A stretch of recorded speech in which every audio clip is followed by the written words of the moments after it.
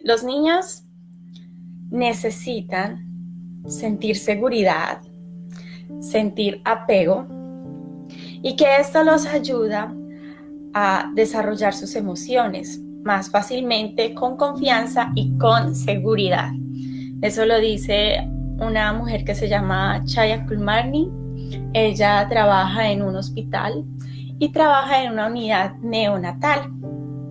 Entonces, desde que los niños están en el vientre, en la pancita de mamá, desde que son muy chiquiticos, ellos desarrollan distintos sentidos, ¿sí? Nosotros tenemos el sentido de la vista, la escucha, el olfato, el gusto, el tacto, pero también la ciencia ha demostrado que esos no son como los únicos sentidos que nosotros tenemos, sino que tenemos muchos más, porque los sentidos responden como a algo específico que nosotros podemos hacer. Entonces algunos dicen que el sentido del calor, como sentir nuestra ubicación, eso también es un sentido. Entonces hay muchos sentidos, pero el tacto está, mira, todo esto es piel y cubre todo nuestro cuerpo. Entonces el tacto es un sentido que está repartido en todos nosotros y lo necesitamos mucho. A través del tacto nosotros podemos saber si es un lugar con calor o con frío. Por la piel sentimos ese calor, sentimos ese frío, y desde que nuestros bebés están acá en la pancita, ellos pueden sentir las personas que se acercan. A veces cuando les tocan la panza a las mamás, previamente el bebé se estaba moviendo, se deja de mover, pero porque se siente como asustado, hay un cambio en su medio ambiente y pues necesita como saber qué es lo que está pasando ahí afuera. Es una primera manera en que el bebé se comunica con el entorno y se comunica con nosotros. Mientras está dentro de nosotros, siente el corazón, cómo se mueven nuestros pulmones, cómo se mueven nuestros intestinos, cómo nos movemos por dentro, todos nuestros sonidos, entonces le empiezan a ser familiares. Pero no solamente que los escucha, sino que va a sentir cómo nos movemos y cómo el cuerpo de agua, el líquido amniótico en el que él está, se va moviendo según nosotros nos movemos o según lo que nosotros hacemos. Ese es un sentido para él con el que nos comunicamos. Hay unas investigaciones recientes en las que se dice que las experiencias tempranas de los niños van a marcarlos hasta que son adultos. Nos marcan en su adolescencia y también interfiere como en lo que nosotros vamos a querer hacer, nuestra seguridad, nuestra autoestima. Esas experiencias tempranas en los niños tienen la capacidad de cambiar la arquitectura de nuestro cerebro. Ese apego, ese contacto con otra persona, ese escuchar el latido del corazón, ese piel con piel, es el que va cambiando la estructura del cerebro de los niños, la nuestra también. Nosotros tenemos esa huella. Claro que bueno, es como el caso de la chancla, que hay personas en internet que dicen, va a llover arena del cielo, que dice que un chanclazo a tiempo entonces le va a ayudar al niño, o que les dieron un chanclazo y que no les pasó nada y que son ciudadanos de bien. Uno no va a reconocer la figura paterna o materna desde lo malo, independientemente de cómo haya sido. Uno de sentirse amado y uno pues no quiere poner sobre ellos como esa carga. Así mismo son los niños, los bebés. Ellos piensan que si son dejados no es una culpa de los papás, sino que es culpa de ellos. Algo hicieron mal, que los niños fueron dejados a un lado. Por eso es que las estructuras del cerebro, bueno y más, se van cambiando. Entonces los 2 primeros años de vida de un humano pueden influenciar e impactar a largo plazo su desarrollo, y eso literalmente influye en quién el niño se convierte cuando es adulto. Esos primeros 2 años de contacto son importantes porque cuando nosotros nacemos sin poder caminar, nosotros nacemos sin poder hablar. Los niños lloran, pero como por forma de defensa, pero cuando son recién nacidos, tanto es una forma de comunicar. Cuando están más grandecitos y saben que si llora hay una reacción por parte del adulto, empiezan a llorar por todo. Pero mientras llegan a eso, es el contacto y el cuerpo y el estar con el otro el que los hace sentir amados, el que los hace sentir seguros, el que los hace sentir como cobijados. Y al estar con esa otra persona, al estar el bebé en el pecho, las investigaciones dicen que el cuerpo de mamá se modifica para ese bebé. Entonces el cuerpo de mamá, si el bebé tiene frío, el cuerpo de mamá se eleva 2 grados centígrados para calentar ese bebé. Y si el cuerpo de bebé está muy caliente o está sudando, el pecho de mamá va a bajar 1 grado. Y eso no sucede pues como con el pecho de papá o con el pecho de otro hombre o con el pecho de otra mujer o de otra mamá, sino la mamá de ese bebé hace que o suba la temperatura o baje la temperatura. No es un proceso consciente para nosotros, ¿sí? Yo quiero hablar de una comunicación no consciente entre los cuerpos. No estamos conscientes como, ay, bueno, mi bebé tiene frío, voy a subir acá 2 grados centígrados mi temperatura, o tiene fiebre, vamos a ayudarle a rebajar. Eso no es algo que hacemos nosotros de forma consciente, pero sí nuestros cuerpos. Es como si nuestros cuerpos tuvieran su propia mentalidad, por así decirlo, su propia forma de reaccionar. Nuestros cuerpos se comunican con ese otro cuerpo de nuestro bebé, y como estuvo entre nosotros y se reconocen de forma automática los 2 cuerpos y saben que necesita el uno de otro. Lo mismo con la lactancia, por eso también como nuestra leche se va, hola mi amor, ¿cómo está mi amor? Yo di hola, me acabé de despertar y estoy así rebrujado. Mamá. Hola, mi mamá. Bueno, nos dice Tatiana acá en el grupo de Facebook: ¿has experimentado ese cambio de temperatura cuando tu bebé tiene fiebre? Mamá. ¿Logra regular un poco esa fiebre? Mamá. Sí. Mi amor, di hola. Mira, hay muchísimas personas al otro lado y tú entraste y no saludaste, mi amor. Tienes que decir hola. A ver. Porque cuando uno llega a un lugar, uno saluda. Di hola. Hola, zapatín con cola. Mira cómo estoy de relojado. Tengo prisa. Mi amor, estoy haciendo un en vivo. Dime, ¿tú quieres te toco? ¿Qué quieres? Entonces, sí, cuando los niños tienen fiebre y se pone el bebé piel con piel, la temperatura empieza a bajar. Y es esto, como yo digo, pues es que no dice, él habla entre los cuerpos en la investigación, pero en la investigación se muestra pues como que hay una termorregulación, se llama eso.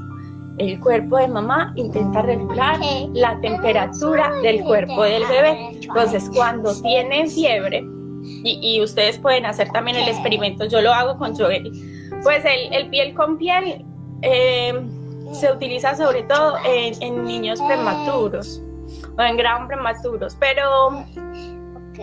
pero en niños así pues como a término, como Joel, el piel con piel es delicioso, y aún aunque estemos adultos, el piel con piel es muy importante para nuestra especie. Entonces el piel con piel ayuda a termorregular la temperatura del otro y a que estemos bien. También cuando hay personas que tienen mucho frío, si están piel con piel, eso les ayuda a incrementar la temperatura. ¿Saben de qué me acordé? De un capítulo de Juego de Tronos, en el que Jon Snow está con la novia salvaje, cuando no eran novios, que se quedaron por fuera y las temperaturas eran muy frías, y ella le decía que se quitaran la ropa y estuvieran desnudos, pero pero pegados el uno del otro, porque eso iba a incrementar la temperatura, ¿sí? Eso, la temperatura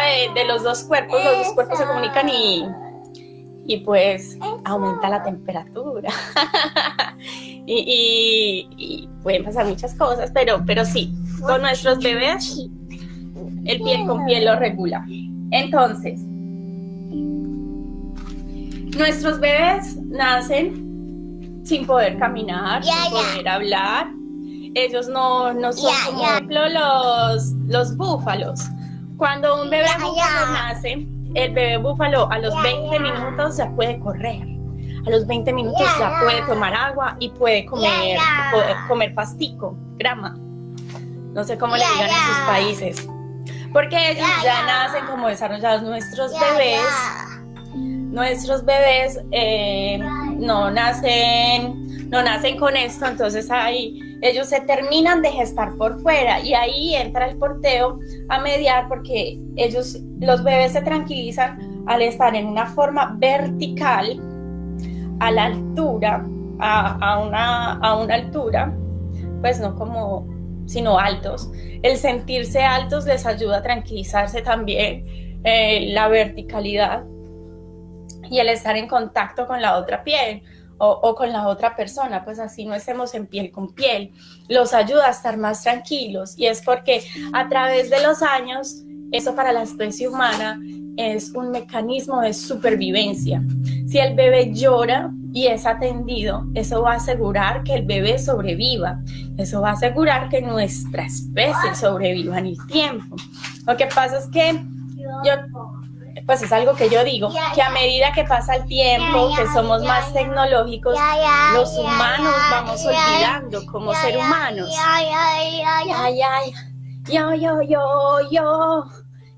Yo. Por ejemplo, con Joel. Joel es un niño que ha llorado poco, la verdad. No voy a decir que el porteo te quita el llanto, porque eso no va a pasar, el no va a pasar, pero por tener el otro cuerpo cerca y reconocerlo, nosotros podemos identificar. Mira, Chucuruya, mamá está hablando con ellos. Si hablamos los dos al tiempo, no nos van a entender. Entonces, por estar en contacto con ese otro cuerpo, vamos a saber sus cambios, ¿sí? Ya sea que tengamos el bebé acá adelante o lo tengamos atrás, vamos a sentir cómo respira, vamos a sentir si hay un cambio en la respiración. Por ejemplo, cuando a él le da gripa, yo puedo sentir desde antes, porque empiezo a sentir como que hay un cambio en su respiración, que hay un cambio en su movimiento del diafragma. Eso me va diciendo como este bebé necesita más vitamina C. Necesito comerme la vitamina C para pasársela a través de la pucheca. Necesito abrigarlo más o dependiendo de lo que suceda. También ayuda a identificar si tiene hambre a tiempo para que no llegue a llorar, sino que se hace antes de que llore. Cuando Joel llora, nosotros somos como, bueno, está enfermo y tal vez vayamos a tener que ir al médico porque se reducen los episodios de llanto. También el estar en contacto, no solamente, no solamente como durante el día, sino también en la noche. El colecho sirve para que el bebé duerma tranquilo, porque aunque esté dormido, el bebé puede identificar cómo sentir si nosotros estamos cerca o no. A veces cuando ponemos el bebé en la cama y nosotros nos vamos a retirar, ¡pum!, el bebé se despierta de una, pero supuestamente estaba profundamente dormido. Entonces, ¿qué pasó? Bueno, él ha identificado que nos hemos levantado. Es como, no solamente es como el tacto, sino como la combinación de todos esos y de todos los sentidos que tenemos y toda la información que pasa a través de las yemas de nuestros dedos y de nuestra piel, que lo hacen, ¿sí? Que hace que haya una comunicación y que el bebé lo pueda decir. Por ejemplo, yo en las noches, eso es un secreto entre nosotras 100, en las noches yo duermo en topless, porque como todavía lo alimento, entonces él, aunque está dormido, sin mirar, es capaz de saber dónde está la pucheca y tomar de la pucheca. Y yo no voy a estar ahí como, ay, se despertó. A ver, yo la teledirijo hacia su boca.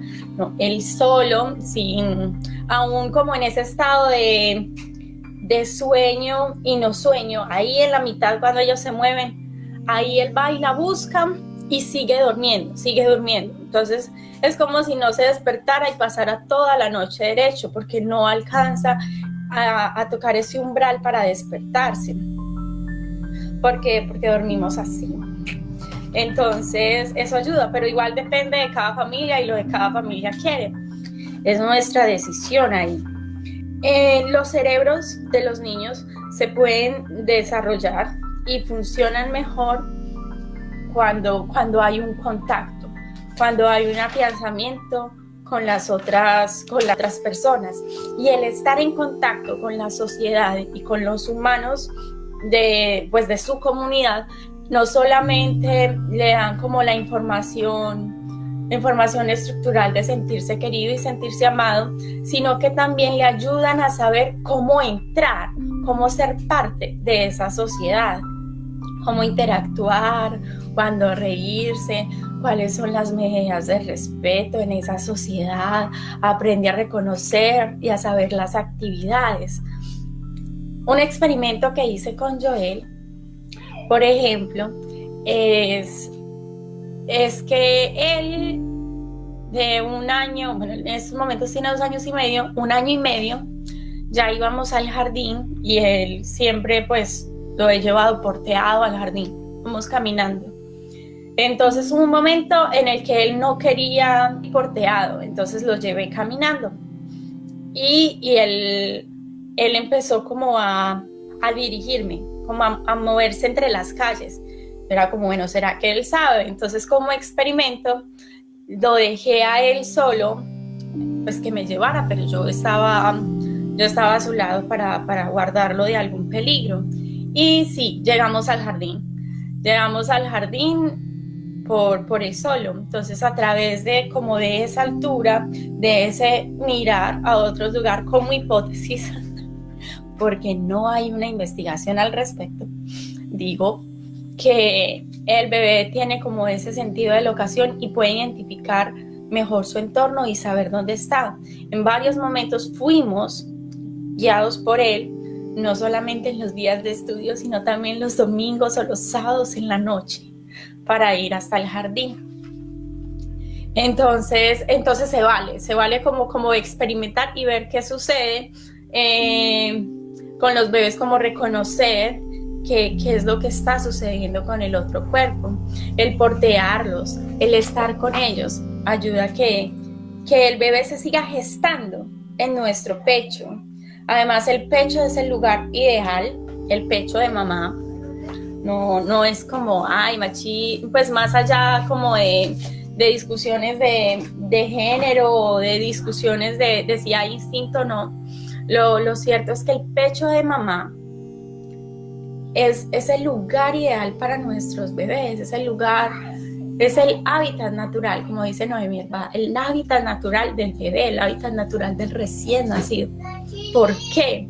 Porque, a ver, aquí en el pecho, ese bebé tiene su nevera personal, tiene su suplemento de alimentos para cuando los quiera, para cuando los necesite. Es el pecho, no los brazos, no la pierna, no la espalda, el que cambia de temperatura para regular la temperatura del cuerpo del bebé, porque cuando ellos nacen, ellos no son capaces de termorregularlos.